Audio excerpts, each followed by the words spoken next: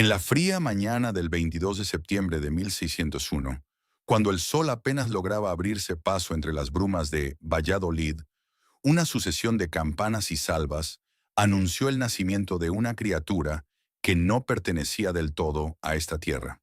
Ana María Mauricia de Austria, y Austria, como fue llamada, llegó al mundo como el eco perfecto de una dinastía que ya empezaba a pudrirse desde dentro.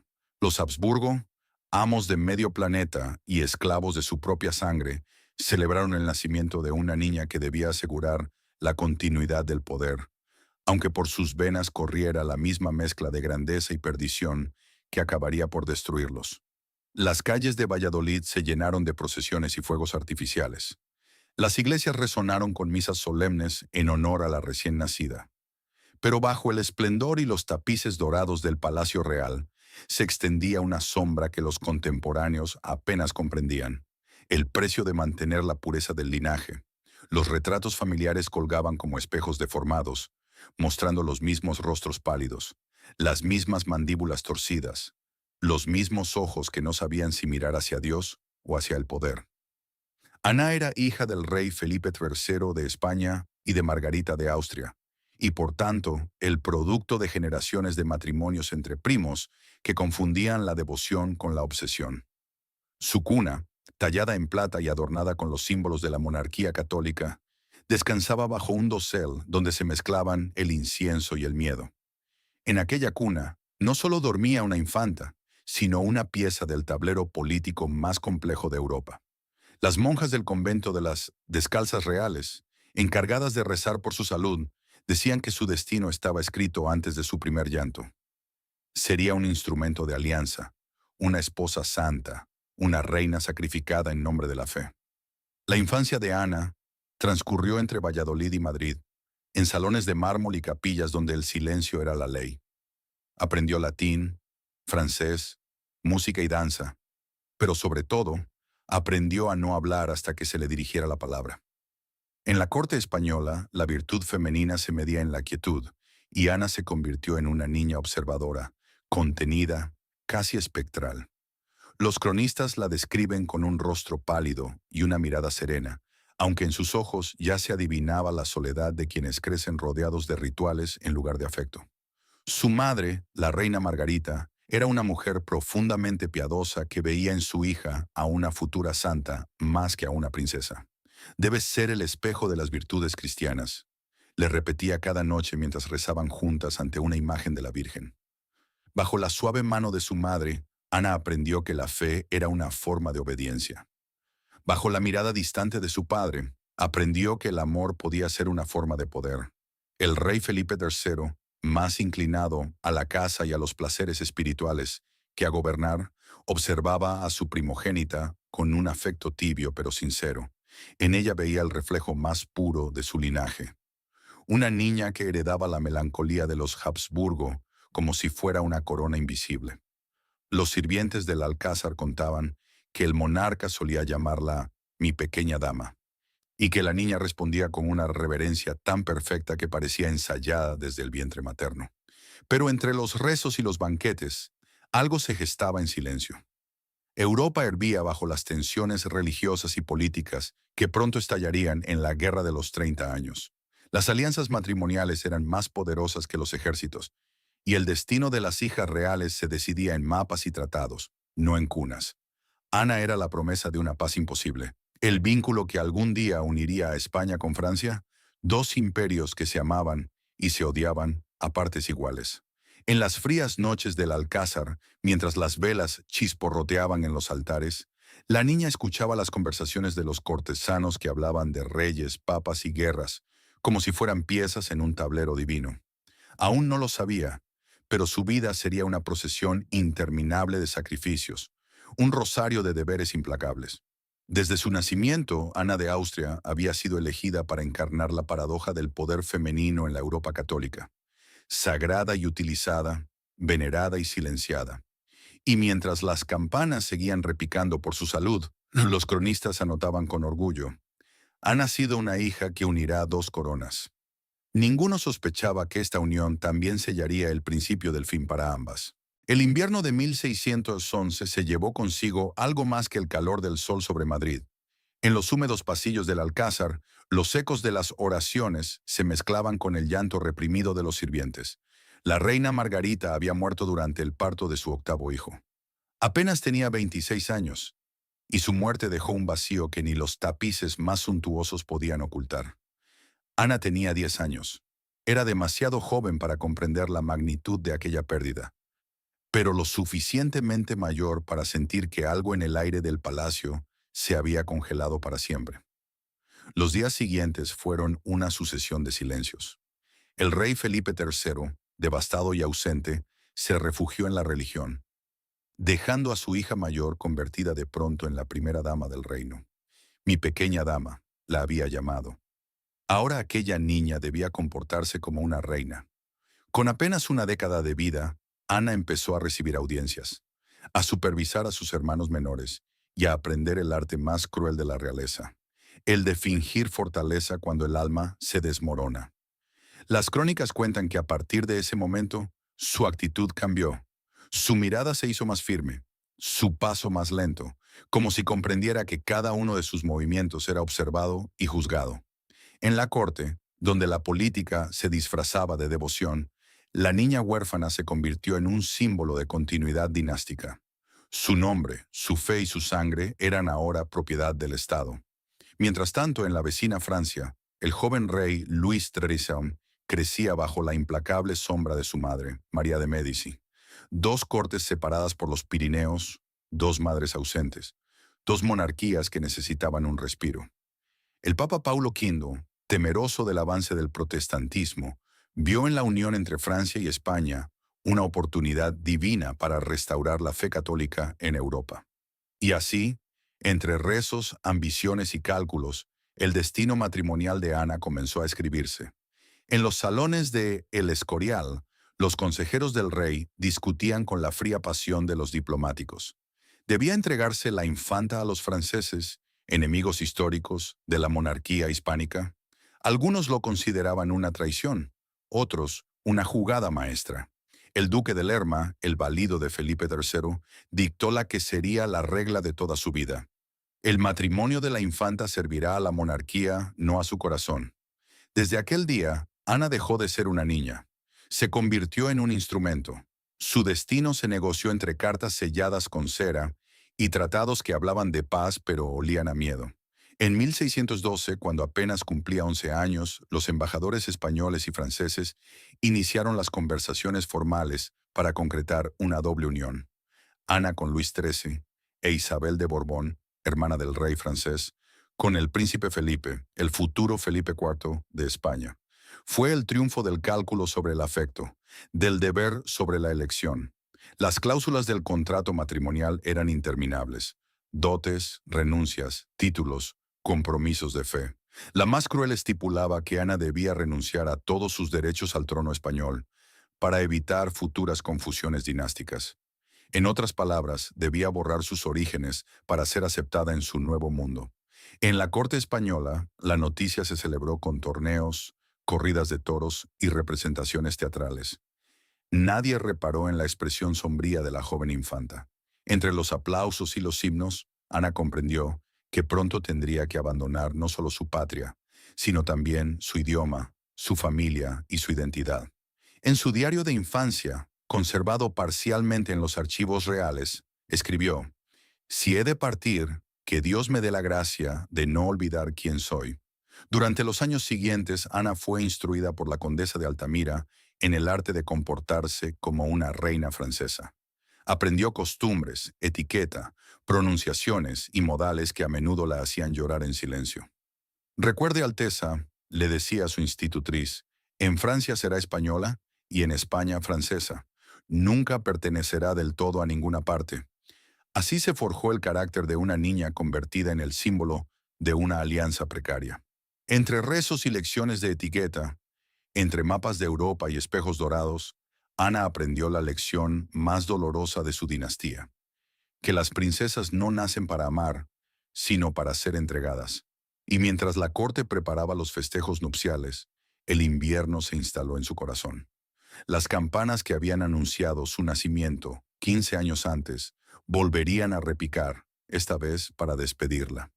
Nadie sospechaba que, al cruzar los Pirineos, Ana de Austria no solo cambiaría de reino, sino de destino. El otoño de 1615 tiñó los caminos de Castilla con el color de un fuego apagado. Los árboles se rindieron al viento y los campos se cubrieron de hojas muertas, como si la propia tierra se preparara para el luto. En medio de aquella melancolía, una caravana de más de 2000 personas avanzaba lentamente hacia el norte. Detrás de los carruajes cargados de oro, tapices y cofres de ajuar, viajaba una niña de 14 años envuelta en terciopelo carmesí.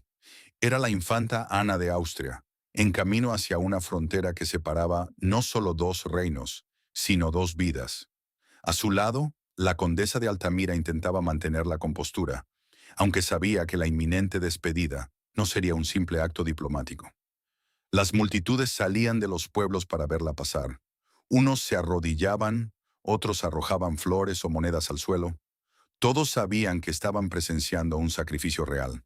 El matrimonio es para una princesa lo que la guerra es para un príncipe, le había dicho su confesor.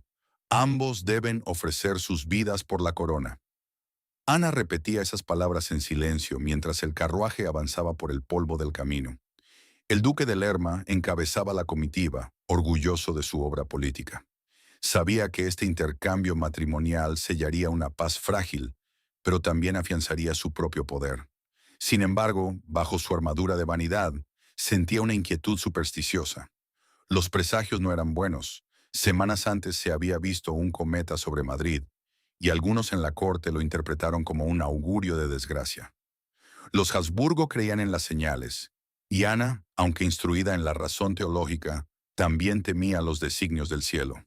Tras un mes de viaje, la caravana llegó a la frontera con Francia, en el río Bidasoa, donde se alzaba la pequeña isla de los Faisanes. Era un pedazo de tierra neutral, un símbolo de equilibrio entre dos mundos. Allí debía tener lugar el ritual del intercambio. Ana entregaría su identidad española para convertirse en reina de Francia, mientras que Isabel de Borbón cruzaría en dirección opuesta para ocupar su lugar en Madrid.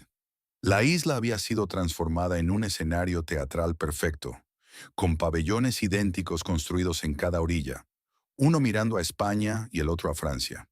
Entre ellos, una sala común representaba el punto exacto donde el destino cambiaría de manos. La mañana del 9 de noviembre amaneció helada y brillante. Desde ambas orillas del río se veían ondear los estandartes, y el aire olía a incienso, a miedo y a diplomacia. Al mediodía, las barcazas comenzaron a moverse al unísono. Ana, vestida con un traje de seda azul bordado con flores de lis, el símbolo de la monarquía francesa, mantuvo la cabeza alta mientras las aguas reflejaban el temblor de su alma. A pocos metros, Isabel de Borbón, luciendo los colores de España, vivía el mismo trance. Cuando las dos embarcaciones se encontraron en el centro del pabellón, las jóvenes descendieron y se miraron por primera vez. Dos adolescentes con el mismo destino, dos piezas intercambiadas por razones de Estado. «Os deseo felicidad en la corte de mi padre», dijo Ana en un francés minuciosamente ensayado. «Y yo lo mismo en la de mi hermano», respondió Isabel en un español torpe. Las palabras flotaron por un instante en el aire helado antes de desvanecerse, como si el río las hubiera devorado. Minutos después, cada una continuó su camino hacia la orilla opuesta. Cuando Ana pisó suelo francés, el duque de Guisa la recibió con una solemne reverencia. La condujo a la iglesia más cercana para celebrar una misa de acción de gracias, mientras desde la otra orilla los estandartes españoles se inclinaban por última vez. En ese momento, Ana de Austria dejó de ser española y se convirtió en francesa. Esa noche en San Juan de Luz se celebró la boda por poderes. Louis de Harrison, apenas un año mayor que ella, fue representado por el propio duque de Guisa. En los salones iluminados por cientos de velas, la joven reina participó en el banquete con una dignidad que sorprendió incluso a los cortesanos franceses. «Ha nacido para gobernar», murmuró un joven obispo llamado Richelieu, que aún no podía imaginar cuánto llegaría a odiarla y temerla. A cientos de kilómetros de distancia, en su celda del monasterio de El Escorial, Fray Jerónimo de Sepúlveda escribía en su crónica: «Hoy la infanta Ana ha dejado de ser hija de España para convertirse en madre de Francia. Que Dios la proteja, pues su sacrificio ha sido perfecto». Durante el largo viaje hacia París, Ana fue recibida como un presagio. En Burdeos, pronunció su primer discurso en francés, y el pueblo la aclamó. En cada ciudad, los balcones se adornaban con tapices, pero en sus ojos se adivinaba la nostalgia. Las damas españolas que la acompañaban lloraban en secreto. Sabían que al llegar a la capital serían enviadas de vuelta. El 21 de noviembre, cuando por fin divisó las torres de Notre Dame, Ana comprendió que su vida anterior había quedado atrás. La multitud gritaba su nombre distorsionado: «¡Vive la reina! ¡Vive Enrique!». La confusión lingüística era el mejor símbolo de lo que le esperaba. Una vida entre dos idiomas, dos patrias, dos jaulas doradas. Y mientras el carruaje avanzaba hacia el Louvre, Ana, en silencio, miró al cielo gris y murmuró: «Dios mío, haz que no me olvide de mí misma». El Louvre no era un palacio, sino un laberinto. Las paredes parecían observar a quienes las recorrían, y los retratos de reyes muertos vigilaban cada paso con ojos inmóviles. En aquel lugar húmedo y sombrío, Ana de Austria comenzó su nueva vida como reina consorte de Francia. Apenas tenía 14 años, una edad en la que las niñas sueñan con la libertad, pero ella ya había sido convertida en un símbolo. Desde el primer día, comprendió que la corte francesa no la recibiría con los brazos abiertos. La reina madre, María de Médici, la consideraba una intrusa, un instrumento español plantado en suelo francés. Los nobles la miraban con recelo. Su acento, sus rezos en castellano, su devoción por el rosario eran recordatorios constantes de la influencia de los Habsburgo, enemigos históricos de Francia. Incluso su esposo, Louis Tertrais, un muchacho tímido y rígido, apenas la miraba.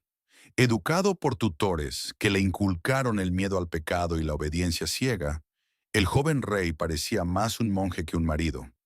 Un silencio glacial se extendía entre ellos. En su primer invierno en París, Ana se refugió en las misas y en la lectura de las cartas que su familia le enviaba desde Madrid. Pero la soledad se hizo insoportable. Echaba de menos el aire seco de Castilla, los patios silenciosos del Escorial, las procesiones que daban sentido a cada día. Aquí, en cambio, los días se consumían en intrigas y ceremonias. Cada uno de sus gestos era vigilado: cómo comía, cómo rezaba, cómo respiraba. La etiqueta francesa, más rígida que la española, la asfixiaba. En su correspondencia privada, escribió: «En esta corte, el alma se congela antes que el cuerpo». Luis XIII y Ana se veían obligados a compartir lecho solo por mandato del protocolo. Su primer encuentro matrimonial, narrado por los cronistas con un pudor gélido, fue un fracaso. El rey, enfermizo y desconfiado, evitó el contacto durante meses. La corte murmuraba y María de Médici se encargó de alimentar las sospechas.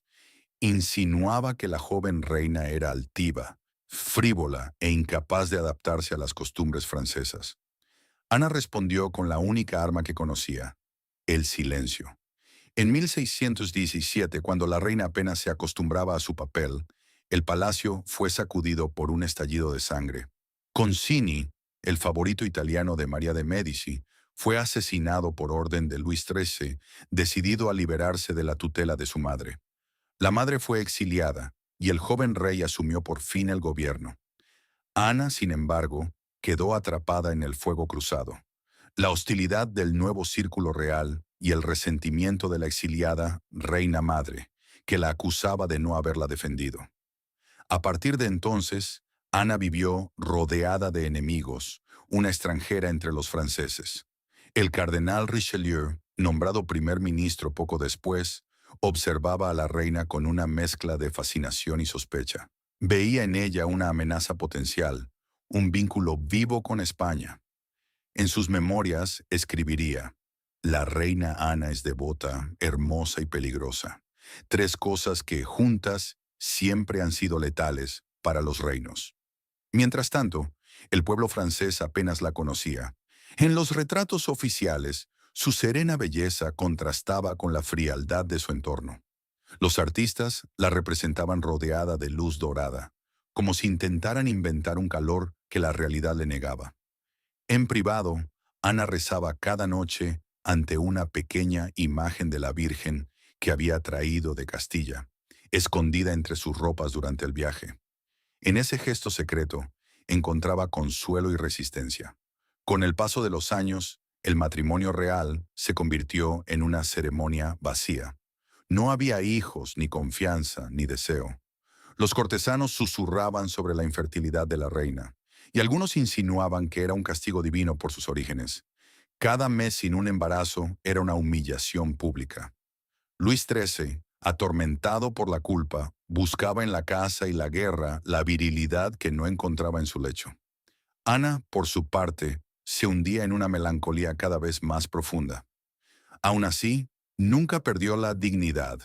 Cuando viajó a Burdeos en 1620 para acompañar al rey en una de sus campañas, el pueblo la aclamó con fervor. Por primera vez sintió que pertenecía a algo más que a un tratado político. «Soy su reina», le dijo una anciana campesina al tocar su manto, aunque ellos no lo recuerden. Aquella frase se le quedó grabada en la memoria, porque en el fondo Ana sabía que la historia no se escribe con afecto, sino con resistencia. Y en la corte más fría de Europa, la joven española estaba aprendiendo a resistir. El tiempo había convertido el Louvre en una prisión de mármol.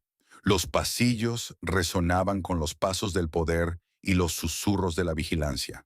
Desde 1624, una figura vestida de rojo dominaba la escena. Armand Jean Duplessis, el cardenal Richelieu.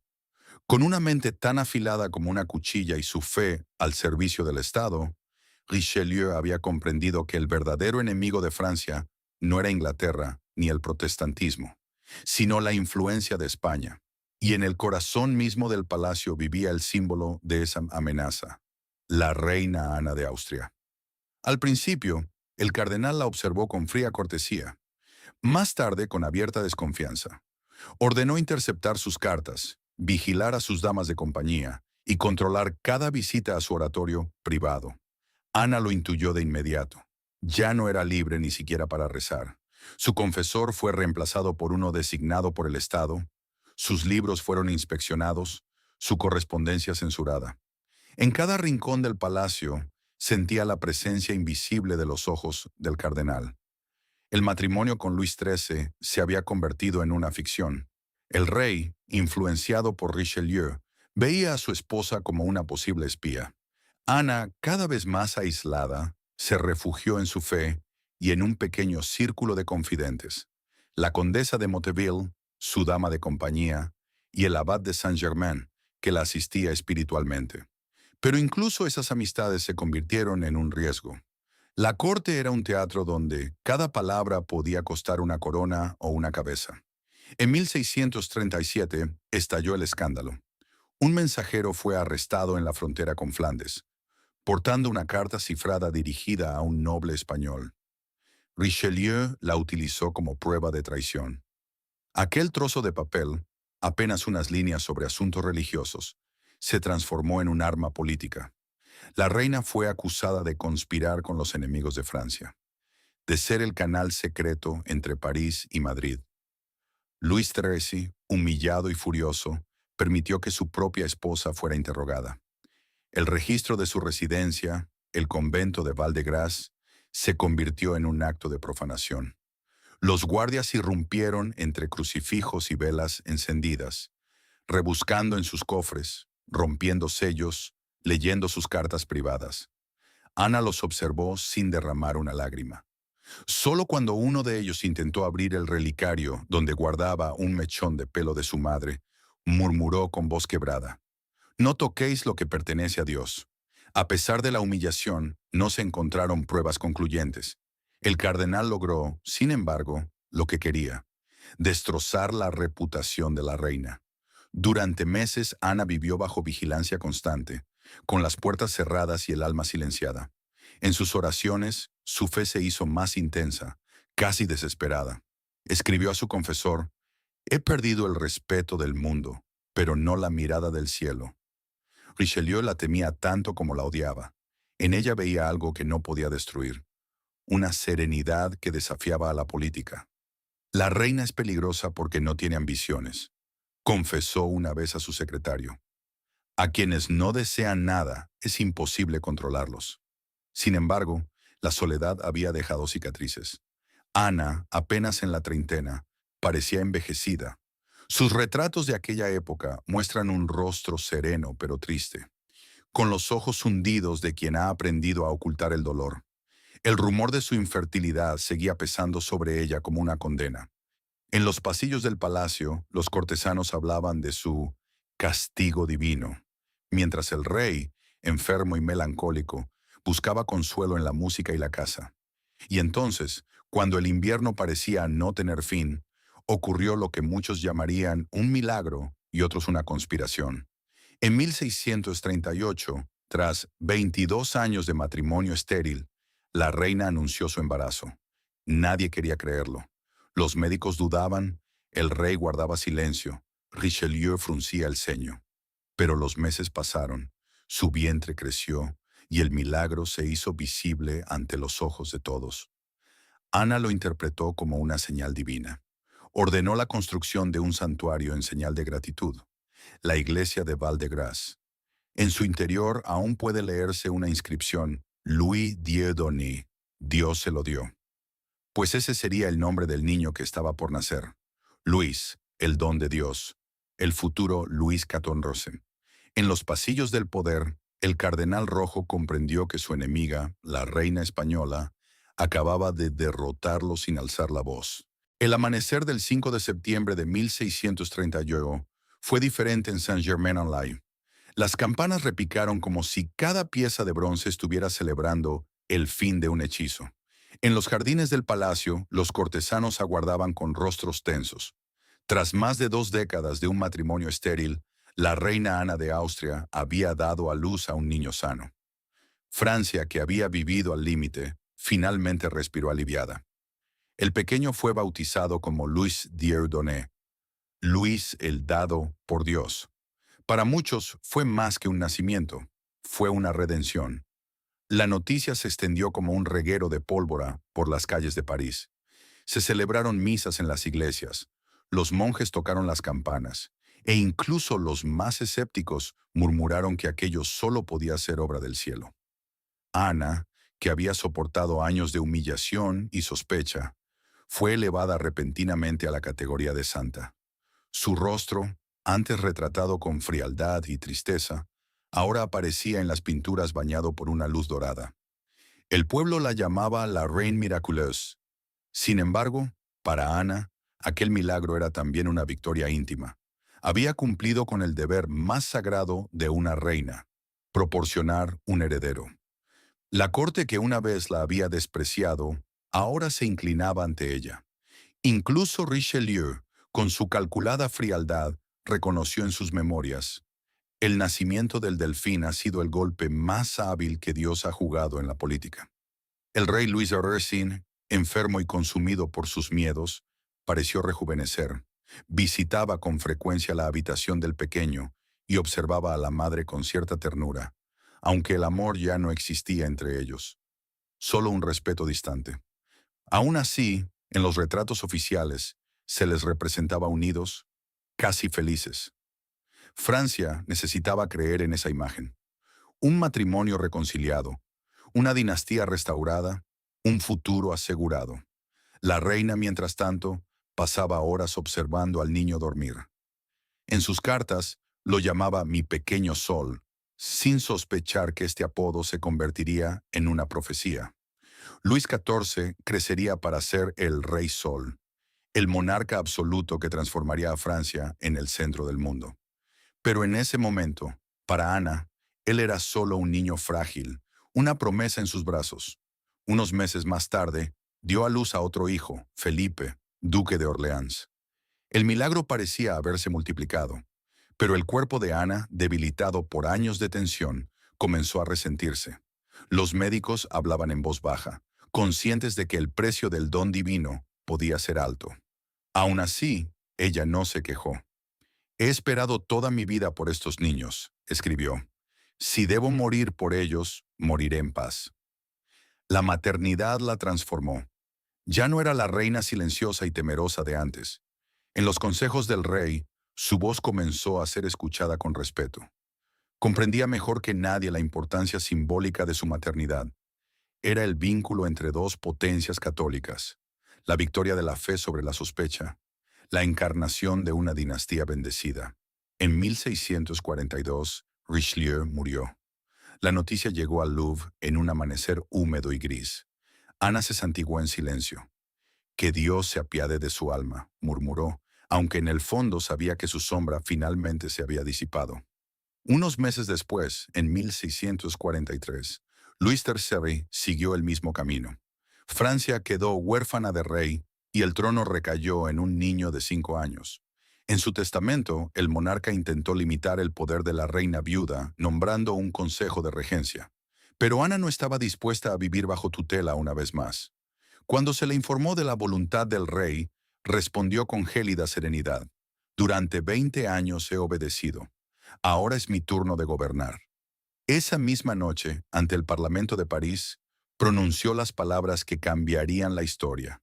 Declaró nulas las restricciones y se proclamó a sí misma única regente del reino en nombre de su hijo. Nadie se atrevió a contradecirla. El cardenal Mazarino, sucesor espiritual de Richelieu, fue nombrado su ministro principal. Así comenzó una nueva era, la de una mujer que había aprendido a sobrevivir en un mundo de hombres, y que ahora dirigiría el destino de una nación. La reina que había sido llamada extranjera, espía y estéril, se convirtió en el poder más temido y respetado de Francia. En su diario escribió una sola frase: «He esperado la luz demasiado tiempo como para temer a la sombra». En la madrugada del 15 de mayo de 1643, el aire en Saint-Germain-en-Laye olía a incienso y hierro. En un aposento tenuemente iluminado, el pequeño Luis XIV dormía bajo un dosel azul, ajeno al peso de la historia que acababa de caer sobre sus hombros. En la habitación contigua, su madre, Ana de Austria, firmaba los documentos que la convertían en regente de Francia.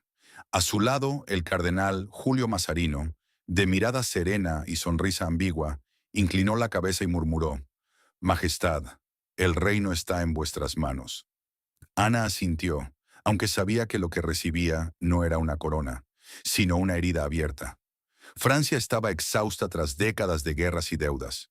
La nobleza estaba inquieta, el pueblo pasaba hambre y los enemigos acechaban.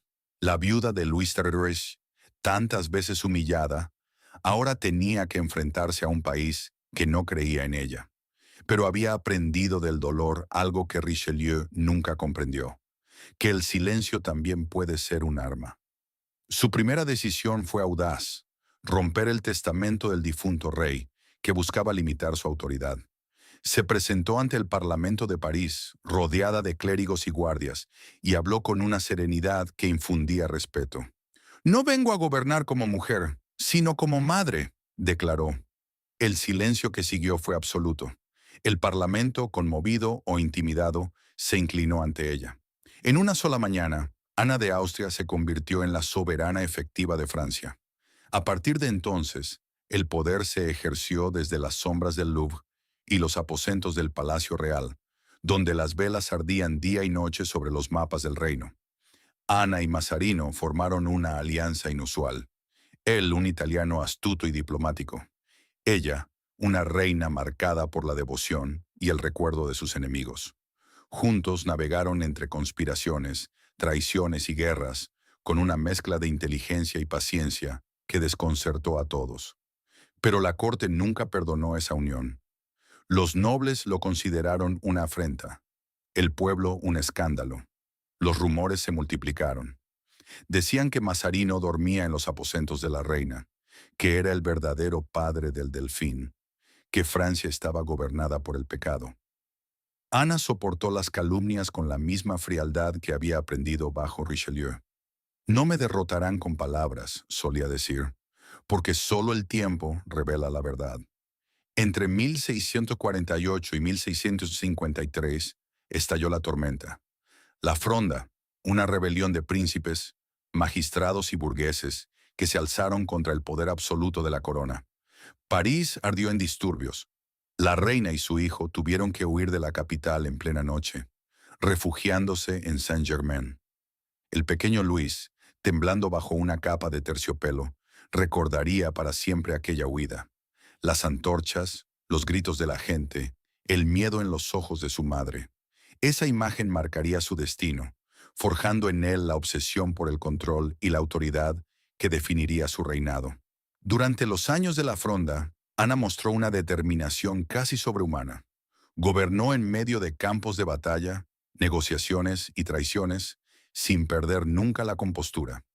Mazarino fue exiliado temporalmente, pero ella siguió obedeciendo únicamente a su intuición. Cada carta que enviaba, cada gesto, era un movimiento preciso.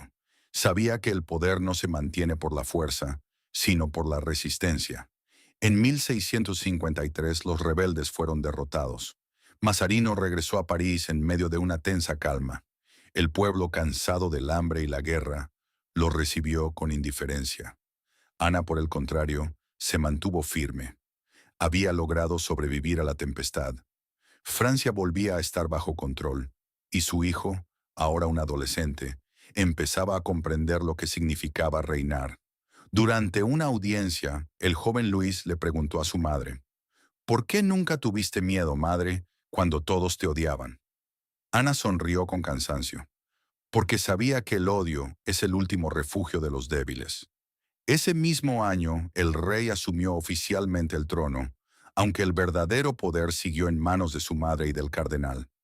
Pero el niño había crecido viendo cómo el miedo podía quebrar a los hombres. Cuando años más tarde proclamó, "El Estado soy yo", nadie comprendió que esta frase no era arrogancia, sino herencia. Era la voz de una madre que había reinado entre el fuego y las cenizas, que había convertido la humillación en fortaleza. En los pasillos del Louvre aún resonaban las palabras que Ana escribió una noche antes de dormir. He sido una esposa sin amor, una reina sin poder y una madre sin descanso, pero he sido fiel a mi destino. Con la paz restaurada y su hijo convertido en un rey absoluto, el peso de los años cayó sobre Ana de Austria como un velo lento y sereno. Había sobrevivido a intrigas, guerras y humillaciones públicas, pero su cuerpo ya no obedecía a la voluntad que había sostenido un reino. En los inviernos de mediados del siglo XVII, su figura comenzó a desvanecerse entre los pasillos del Louvre. Los médicos hablaban de una enfermedad en el pecho.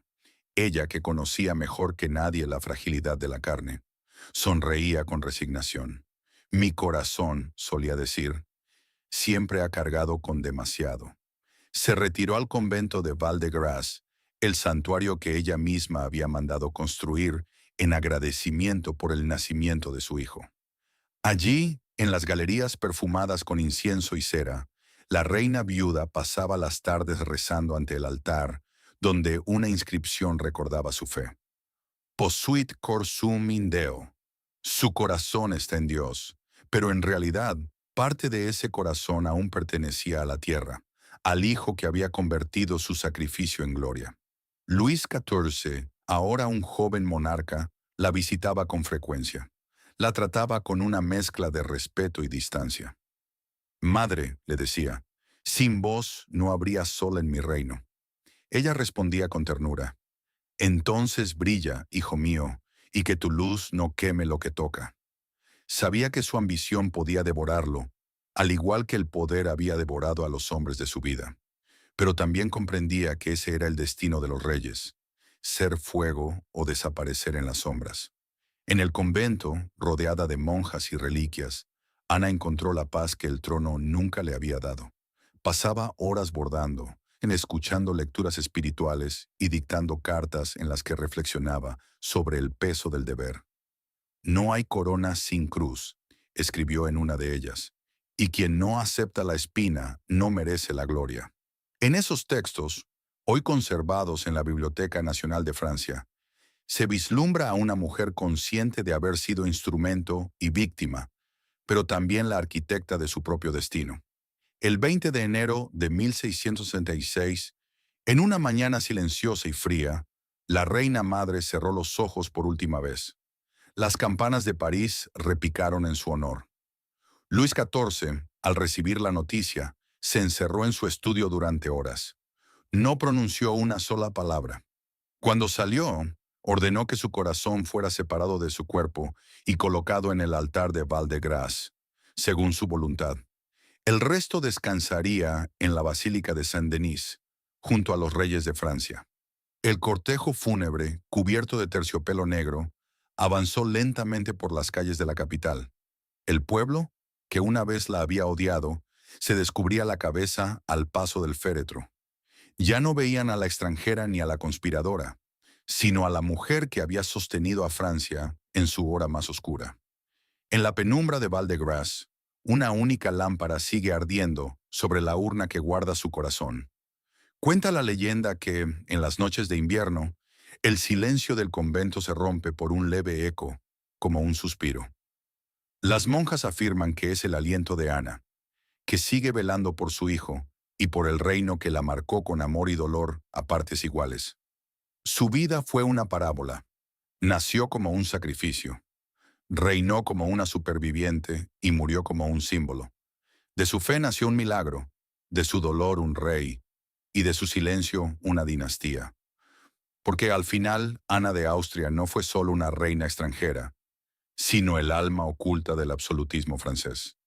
En su corazón, ahora piedra y reliquia, latió por última vez el pulso de dos imperios enfrentados que se unieron en un solo destino, el de la luz nacida del sacrificio.